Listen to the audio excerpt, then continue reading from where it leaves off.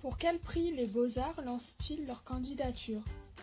Pour le prix Lilian Bettencourt, le prix des Métaboles, le prix de Pierre Cardin ou le prix de David Weil? En effet, le 8 novembre 2018 a eu lieu l'ouverture des candidatures pour le prix Lilian Bettencourt pour l'intelligence de la main. Les Beaux-Arts font appel à tous les artisans d'art, créateurs, artistes ou designers pour exploiter de nouvelles recherches esthétiques. Le prix Lilian Bettencourt est reconnu pour être un seul prix unique, mais qui réunit 3 récompenses: la créativité, l'intelligence de la main et l'innovation dans le domaine de l'art. Combien coûterait la rénovation du Stade de France?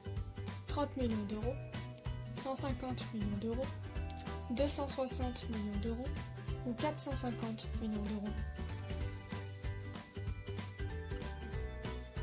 En effet, le 18 novembre 2018, la Cour des comptes recommande de vendre le Stade de France. La Cour remet en cause le contrat signé il y a 23 ans, où Vinci détient 67% des parts du stade et Bouygues seulement 33% des parts.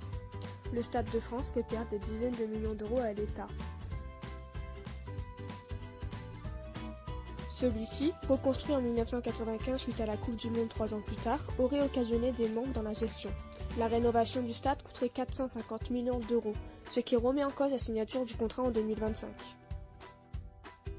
Où s'est déroulée la 13e édition du championnat d'Europe de handball? En Russie, aux Pays-Bas, en France ou en Norvège?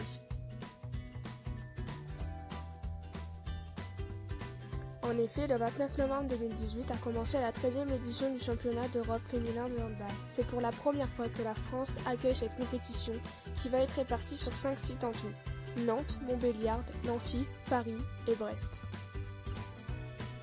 Cette compétition réunit sur ces 5 sites au total 253 joueuses, soit 16 équipes.